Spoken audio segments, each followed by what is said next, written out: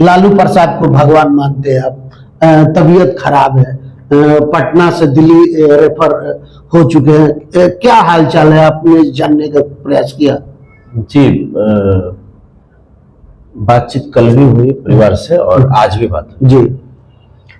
तबीयत पहले से कुछ ठीक है और वही उनको जो शुगर है, शुगर परेशान किए हुए है और उसके बाद एक जख्म है, जख्म परेशान किए हुए हैं। तो इसी चीज को लेकर के, और आप देखते रहते हैं कि मानसिक रूप से उन्हें बहुत प्रताड़ित किया जाता है जी, भाजपा के द्वारा, आरएसएस के द्वारा। अब बताइए ना, इस उम्र में ईडी सीबीआई क्या है बताइए? इस उम्र में आप मतलब समझ में नहीं आता है कि ये भाजपा वालों को क्या हो गया है। बिल्कुल, कहीं ना कहीं लालू प्रसाद की जो है कि काफी फैन फॉलोअर है, काफी गरीब लोग जो भी हैं अभी फरियाद कर रहे हैं, आज चर्चा का विषय बना हुआ है, जो जिनके दिलों में वो हमेशा बसते आ रहे हैं, आस लगा के बैठे कि लालू प्रसाद की तबीयत क्या है, मतलब हर तरीके से खबर चल रहा है। लेकिन आप कहीं ना कहीं काफी नजदीक रहते हैं, काफी जुड़ाव रहता है, हमेशा बातचीत होते रहता है, तो इसीलिए हमने जानने का प्रयास किया कि आखिर उनकी तबीयत कैसी है, क्योंकि लोग तरह तरह के चर्चा भी कर रहे हैं, क्योंकि इलेक्शन आने वाला भी है, 2025 का चुनाव भी आने वाला है, तो क्या होगा, किस तरीके से चुनाव पे असर रहेगा भैया? देखिए, सबसे पहली चीज कि 2025 के चुनाव की अगर हम बात करें तो ये सब लोग इस चीज को मान रहे हैं, सब लोग सोच रहे हैं कि इस बार परिवर्तन हो, क्योंकि बिहार पिछले, अगर हम कुछ दशक की अगर हम बात करें तो पिछले कुछ दशकों में बिहार पूरे देश ही नहीं बल्कि दुनिया में अपमानित हुआ।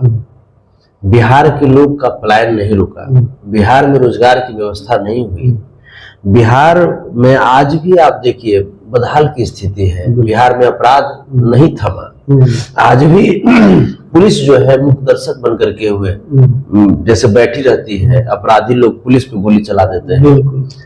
तो ये तमाम जो चीजें हैं, इंफ्रास्ट्रक्चर बिहार की आज भी बहुत गिरी हुई है, पॉवर्टी लेवल यहाँ पे है, यहाँ पे इन्वेस्टमेंट नहीं हो पा रहा है, जो विदेशी जो इन्वेस्टर्स हैं वो बिहार में आकर के इन्वेस्ट नहीं कर रहे हैं, क्योंकि यहाँ पे उनको वो सिक्योरिटी नहीं मिल पा रही है कि वो यहाँ पे व्यवसाय करेंगे तो उनका व्यवसाय सुरक्षित रहेगा नहीं रहेगा। तो इन तमाम चीजों को ध्यान में रखते हुए यहाँ के जितने भी जो यूथ हैं या महिलाएं हैं, बुजुर्ग हैं, बेटियां हैं, सब लोग यही चाह रहे हैं कि बिहार में परिवर्तन हो। और आपने देखा होगा कि पिछले 17 महीने की जो महागठबंधन की सरकार थी, उस सरकार में नौकरी की भरमार हुई, उस सरकार में रोजगार की बात हुई, तो परिवर्तन जरूरी है। और अभी वर्तमान में अगर हम बात करें माननीय मुख्यमंत्री जी श्री नीतीश कुमार जी की, तो मानसिक अवस्था उनकी भी उचित नहीं रह पा रही है, इससे बिहार बहुत बदनाम हो रहा है। और उधर बात अगर हम करें एनडीए खेमा में, तो कोई बिहार की बागडोर संभालने लायक कोई फेस नजर नहीं आते हैं। अच्छा भैया, कितना असर पड़ेगा अगर भगवान ना करे अगर कुछ होता है लालू प्रसाद यादव को, तो मतलब कि आरजेडी के लिए कितना भारी नुकसान होगा? देखिए, आरजेडी के लिए तो नुकसान कितना होगा ये तो बाद की चीजें हैं। सबसे पहली चीज कि भगवान हमारी उम्र उनको लगा दे, क्योंकि हमारा ऐसा मानना है कि वो जब तक जीवित रहेंगे, जब तक इस धरती पर रहेंगे, तब तक वो दबे कुचले शोषित वंचित का स्वाभिमान और घमंड रहेंगे, गुरूर रहेंगे। और उनका जीवित रहना, उनका इस धरती पर रहना कितना जरूरी है, आप इसी बात से अंदाजा इसका लगा सकते हैं कि उनके मुख्यमंत्री बनने के पहले गरीबों को, शोषितों को, दलितों को, पिछड़ों को या समाजवादी विचारधारा के जितने भी लोग हैं, चाहे किसी भी जाति के लोग हों, उनको खटिया पे बैठने का अधिकार नहीं था। जबकि संविधान में वो अधिकार बाबा साहब ने लिखा, लेकिन फिर भी वो धरातल पे वो अधिकार नहीं फैल पाई थी।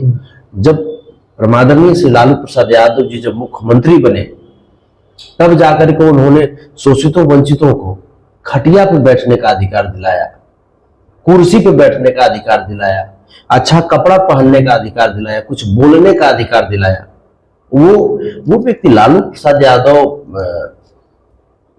एक व्यक्ति नहीं है, बल्कि वो प्रेरणा स्रोत है, प्रेरणा पुंज है, वो ताकत है, ऊर्जा है।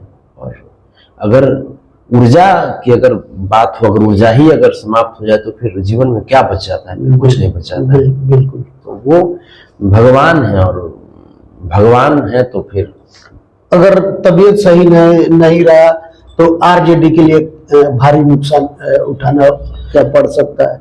सिर्फ आरजेडी ही नहीं, सिर्फ आरजेडी ही नहीं, बल्कि यहाँ पे लालू प्रसाद यादव जी अब सिर्फ एक पॉलिटिकल नहीं रहे, वो हम आपको बोले तो कि वो सोच में अब शामिल हो गए हैं। उनकी पूजा होती है। मैं गया हुआ था, मैं साउथ इंडिया गया हुआ था, तेलंगाना गया हुआ था।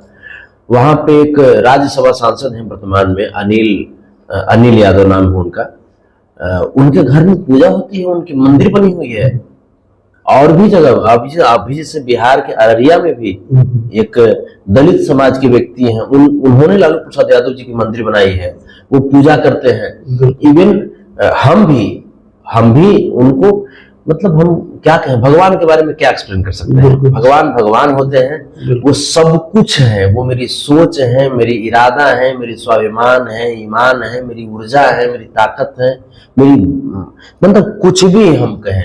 अच्छा, संतोष रेणु जी जाएंगे मिलने लालू प्रसाद यादव से?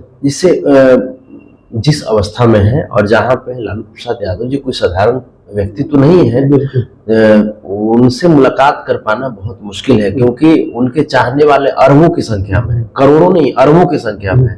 तो उस बात को अगर हम समझें तो फिर तो इलाज में काफी बाधाएं आ जाएंगी। अगर सब लोग अगर मिलना ही चाहेंगे तो हम बस ये चाहते हैं कि वो स्वस्थ हो जाए, स्वस्थ होकर के पुनः हमारे बीच आए, पुनः दबे कुचले जो शोषित लोग हैं, जो वंचित लोग हैं, उनके बीच आए।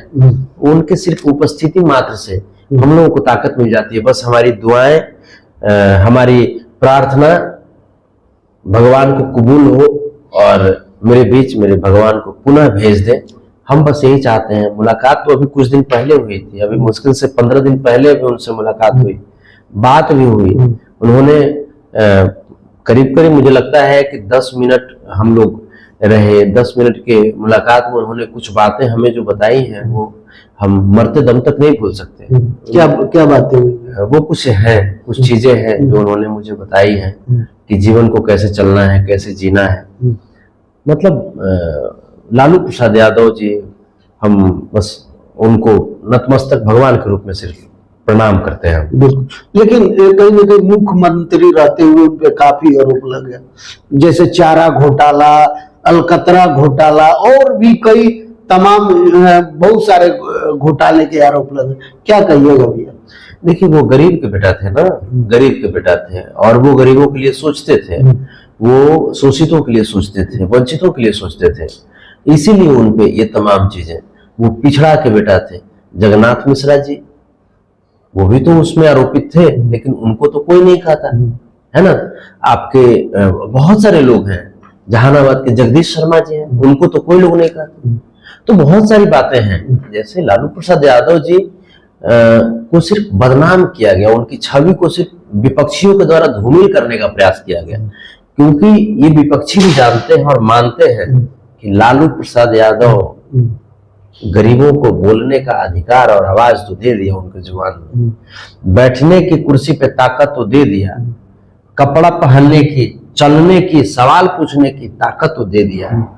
तो वो लोग कभी भी, जो सामंती लोग हैं, वो लोग कभी भी नहीं चाहते थे कि जो समाजवादी लोग हैं, जो शोषित लोग हैं, वो भी अपना अधिकार समझ सके। लेकिन लालू प्रसाद यादव जी ने उनको अपना अधिकार बताया। उन्होंने बताया कि पुलिस जो है, पुलिस तुम्हारी सुरक्षा के लिए है, इससे डरने की जरूरत नहीं है, गलत काम नहीं करो, अगर गलत नहीं हो तो फिर डरो भी नहीं, जहां सवाल पूछना है वहां सवाल पूछो। ये लालू प्रसाद यादव जी ने दिखाया, बताया। आप लालू प्रसाद यादव जी के जीवन को जब देखेंगे तो मुख्यमंत्री रहते हुए उन्होंने गांधी मैदान को, जो कि गांधी मैदान गिरवी रखा हुआ था, उस गांधी मैदान को उन्होंने गिरवी से मुक्त कराया। उन्होंने गोल घर को गिरवी से मुक्त कराया। लालू प्रसाद यादव जी चरवाहा विद्यालय, उन्होंने मजदूरों को भी पढ़ने का अवसर दिया। वैसे मजदूर जिनकी उम्र पढ़ाई लिखाई के पार हो गई थी, उनको भी पुनः पढ़ने का उन्होंने अवसर दिया और पढ़ाया। बिल्कुल भैया, ये याद है ना। मतलब कि एजेड लोग मतलब पढ़ाई शुरू किए थे। हाँ, जो नहीं पढ़े थे, हाँ, उसको गांव में पढ़ाया जा रहा था। स्कूल, छोटा छोटा स्कूल खुलवाया जी, गया। बिल्कुल। अब हमको याद है, हम एक बार बचपन की हमको कुछ यादें आ गई। हम लालू प्रसाद यादव जी मुझे नहलाए हैं, लाइफ बॉय साबुन से मुझे नहलाए हैं।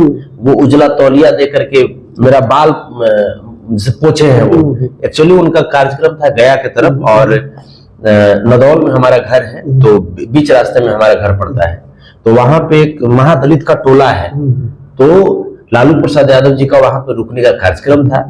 अब बच्चों को वो चाहते थे कि बच्चे आए और उनको नहलाएं। लालू प्रसाद यादव जी के हाथों नहाने का सौभाग्य मुझे भी प्राप्त हुआ। उन्होंने नहलाया मुझे। उस समय पुस्सी कैट एक आता था, उजला उजला चॉकलेट आता था। उन्होंने मुझे चॉकलेट दिया, मैं चॉकलेट खाया। वो तमाम चीजें, मैं 8वीं क्लास में मैं पढ़ रहा था। उस वक्त वो रेलवे मिनिस्टर हुआ करते थे। वो हुआ क्या कि ये एक हॉल्ट पे ट्रेन रुकवाने की बात थी, क्योंकि हमारे घर से 3 किलोमीटर का दूरी हाई स्कूल का था। हम लोग उनको आना था। हम लोग तमाम लोग खड़ा हो गए तो उन्होंने रुकवा भी दिया। ट्रेन रुका। पूछे क्या दिक्कत है, तो हम लोग बोले कि यहाँ पे ट्रेन रुकवा दीजिए, हम लोग को दिक्कत होता है आने जाने में। आप बताइए कि एक रेल मिनिस्टर, और उन्होंने कहा कि लिखो जी यहाँ पे रोक दो, सब पढ़े वाला की दिक्कत होता है। तो ये विचारधारा उनकी थी। वो जब रेल मंत्री बने तो पहली बार इतिहास में ऐसा हुआ कि रेलवे सिर्फ मुनाफा में ही गई, कभी घाटा में। बिल्कुल, रेलवे मुनाफा, रेलवे में जितना कबाड़ी था, बहुत जाम लगा था, सारे कबाड़ी को बेचकर और रेलवे को मुनाफा मिला। मुनाफा मिला है। वो तमाम चीजें, गरीब रथ योजना उनकी, जिसमें गरीब लोग भी एसी में बैठ करके और वो सफर कर सकते हैं, उनसे उनकी योजना थी। कुल्हड़ का चाय आप याद है स्टेशन पे? हाँ, कुल्हड़ का चाय। उससे आखिर कुल्हड़ बनाते कौन है? कोई अरबपति लोग तो बनाते नहीं है, गरीब लोग बनाते हैं। वो लालू प्रसाद यादव जी की सोच देखिए, जो कुम्हार समाज के जो हमारे भाई है, शिल्पकार हैं, उनको उन्होंने विकसित करने में एक अपना योगदान दिया। आप देखिए, कुली जो हमारे भाई थे, जो कुली भाई थे, उनको उन्होंने परमानेंट कर दिया। बिल्कुल। तो कुली में कौन हुआ करते थे? गरीब लोग हुआ करते थे। तो ये तमाम जो चीजें हैं, लालू प्रसाद यादव जी को पढ़ना, उनको समझना एक जन्म की बात नहीं है। बिल्कुल। अच्छा भैया, ये बताइए, इतना कुछ करते हुए लास्ट में उनको जेल जाना पड़ा। आप बता रहे हैं कि चारा घोटाला नहीं हुआ, पता नहीं कौन किया क्या, लेकिन सीबीआई जांच, ये वो, और लास्ट में जेल भी गए बेचारे। जिससे क्या कहिएगा, लालू प्रसाद यादव जी को जेल, चूंकि उस समय ये कांग्रेस लीडरशिप की बात थी। कांग्रेस भी नहीं चाहती थी, जिस प्रकार से लालू प्रसाद यादव जी का कद बढ़ता जा रहा था देश में, तो कांग्रेस भी उस वक्त नहीं चाहती थी कि उनके पैरेलल कोई नेता खड़ा हो जाए। तो इसीलिए लालू प्रसाद यादव जी को टारगेट किया गया, बेवजह उनको परेशान किया गया। और ये समझिए ना कि जेल जाने के बावजूद भी क्या उन्होंने कभी आरएसएस से कभी समझौता किया? नहीं किया। वो बुजुर्ग अवस्था में भी वो जेल गए। किसके लिए जेल गए? वो चाहते तो बीजेपी से, अगर वो चाहते बीजेपी की बात वो मान लेते तो उनको आज राष्ट्रपति बना दिया जाता, लेकिन उन्होंने राष्ट्रपति बनना उचित नहीं समझा। उन्होंने सिद्धांत से कभी समझौता नहीं किया। पूरी दुनिया में अगर सिद्धांतवादी नेता की अगर बात होगी तो अग्रणी श्रेणी में एक ही नेता का नाम आएगा, वो नाम होगा लालू प्रसाद यादव जी। क्योंकि तमाम लोग, आप देखिए न, माननीय मुख्यमंत्री जी नीतीश कुमार जी को देखिए, इनका नाम पलटू राम पड़ गया। तमाम नेता को देखिए ना, तमाम नेता अपनी सत्ता के लिए यहाँ वहां करते रहते हैं। जैसे घोटाला तो बहुत सारी हुई ना, घोटाला व्यापम घोटाला बीजेपी की सरकार में हुई, सृजन घोटाला बीजेपी की सरकार में हुई, बालिका गृह कांड बीजेपी की सरकार में हुई। तमाम ऐसे घोटाले हैं, है ना। तो आप राफेल घोटाला बीजेपी की सरकार में हुई, क्या उस पर कोई बात करेंगे? नहीं बात करेंगे। बात करेंगे किस पे? चारा घोटाला में बात करेंगे। चारा घोटाला में, जबकि उसमें लालू प्रसाद यादव जी की कोई कहीं से गलती नहीं थी। अब चूंकि जितने ब्यूरोक्रेट्स हैं, वो जाहिर सी बात है कि ब्यूरोक्रेट्स जो है उन्हीं लोगों के हैं, तो वो लोग अपनी बात सिर्फ साबित करने के लिए किसी को तो फंसा ही सकते हैं ना। तो लालू प्रसाद यादव जी को सिर्फ फंसाया गया, उनको चुप करने का प्रयास किया गया। और बात लालू प्रसाद यादव जी को चुप करने की दूसरी है। पहली बात थी कि गरीबों को चुप करने का प्रयास किया गया, गरीबों को डराने का प्रयास किया गया, लेकिन लालू प्रसाद यादव कभी भी गरीबों को डरने नहीं दिए, कभी हारने नहीं दिए। गरीबों को उन्होंने लड़ना सिखाया, जीतना सिखाया। अच्छा भैया, लास्ट सवाल, क्या लालू प्रसाद की तरह तेजस्वी यादव या तेज प्रताप यादव उनकी राहों पे चलेंगे? गरीब के लिए जितना वो लोग किए लालू जी, उतना कर पाएंगे या उस तरीके से खड़े हो पाएंगे, स्टैंड ले पाएंगे? देखिए, लालू प्रसाद यादव जी और तेजस्वी यादव जी में जमीन आसमान का अंतर है। वो दोनों एरा भी अलग थी। उस समय सामाजिक न्याय का दौर था, सामाजिक न्याय की लड़ाई लड़नी थी। उस समय लड़ाई हमें ये लड़नी थी कि हम कैसे अपने आप को खड़ा कर पाए, कैसे हम अधिकार को जान पाए। आज जो हमारी लड़ाई है वो आज लड़ाई है कि कैसे हम अपना जीवन यापन कर पाए, है ना। उस समय लड़ाई थी कि कैसे हम अपनी मान सम्मान बचा सके, कैसे अपनी जैसे जो हमारी जो एक जो नैतिकता थी, जो हमारे अंदर एक डर का जो भाव था, उसको कैसे दूर करें। तो वो लालू प्रसाद यादव जी का जो एरा था वो बहुत ही डिफरेंट एरा था। वो सबके बस की बात नहीं है, वो कोई नहीं कर सकते। जो लालू प्रसाद यादव जी ने जो काम किया है वो इस धरती का कोई व्यक्ति नहीं कर सकते, वो लालू प्रसाद यादव ही कर सकते हैं। रही बात तेजस्वी यादव जी की, तो हमें नहीं लगता कि लालू प्रसाद यादव जी से तेजस्वी यादव जी को कंपेयर करना चाहिए या तेजस्वी यादव जी से लालू प्रसाद यादव जी को कंपेयर करना चाहिए। दोनों अलग अलग हैं। मतलब राह पे तो चल सकते हैं, उनके पुत्र हैं, ये कहीं ना कहीं उन्हीं के चलते वो तेजस्वी यादव को नजर से, उन्हीं के नजर से देखते हैं कि लालू यादव के ये लड़के हैं, तेज प्रताप चाहे तेजस्वी यादव, तो हो सकता है कि लालू यादव की तरह चले, गरीब की मदद करे। अभी भी बहुत सारा गरीब को शोषण होता है। अभी देखिए तो बहुत सारा इंदिरा आवास में घोटाला हो रहा है, ब्लॉक में जाइए तो वही करप्शन है, दारू खुलेआम बिकिए रहा है। तो इस चीजों पे मतलब कि लोग काम करेंगे, मतलब रोक पाएंगे? बिल्कुल। जैसे तेजस्वी यादव जी, हम जिससे उसी मुद्दे पे हम आ रहे थे, तेजस्वी यादव जी आज गरीबों की एक उम्मीद बने हुए हैं।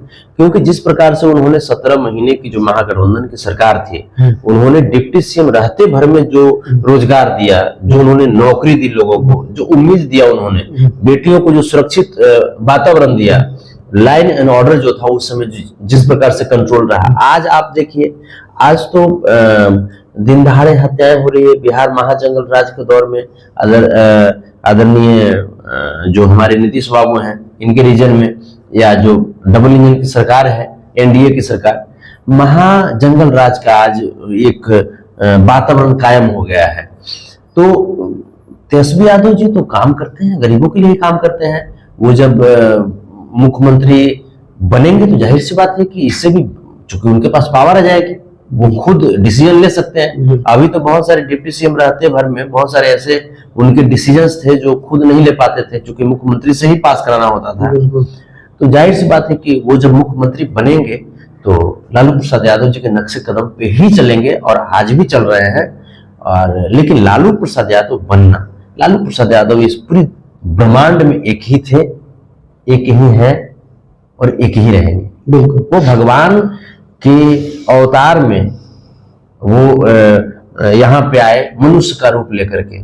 वो तो भगवान के अवतार है। वो कौन व्यक्ति होगा जो अपना सब कुछ गंवा दे, वो 80 साल की उम्र में ईडी का ये दंश झेले? आखिर लालू प्रसाद यादव जी में कुछ तो क्वालिटी है, तभी तो भाजपा थरथराती है उनसे। एक शब्द उनके देश के न्यूज बन जाते हैं। यहाँ तो देख रहे हैं कि जो हमारे माननीय मुख्यमंत्री जी हैं, उनसे छोटे उम्र में है, और जो उनकी मानसिक अवस्था गड़बड़ा गई है। तो लालू प्रसाद यादव हैं, बस हम उनको नमस्कार ही कर सकते हैं, प्रणाम ही कर सकते हैं, चरण स्पर्शी कर सकते हैं, उनके बताए गए रास्ते पे सिर्फ चल सकते हैं। कब तक ठीक होके आ जाएंगे? क्योंकि नाना तरह के अभी खबर चल रहा है, मतलब कब तक सभी लोग के सामने स्वस्थ होके नजर आएंगे? हम तो बस यही चाहते हैं कि अभी वो आ जाए। लेकिन अब तो मान लीजिए कि बीमारी है तो शरीर कैसे क्या कंडीशन है डॉक्टर बता सकते हैं।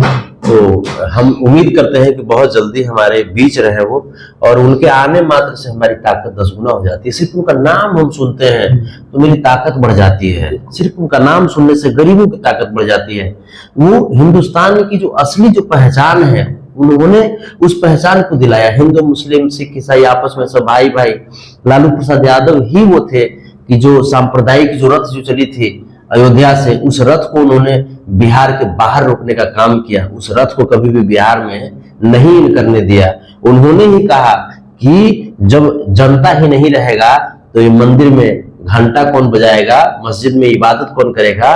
और उन्होंने ही कहा था, गांधी मैदान से कहा था, मंच से कहा था कि आप ये बताओ कि अगर सांप्रदायिक दंगा कराओगे आरएसएस वाले भाजपा वाले, तो फिर जब लोग ही नहीं रहेंगे तो आप बताओ कि फिर ऐसी सत्ता का क्या।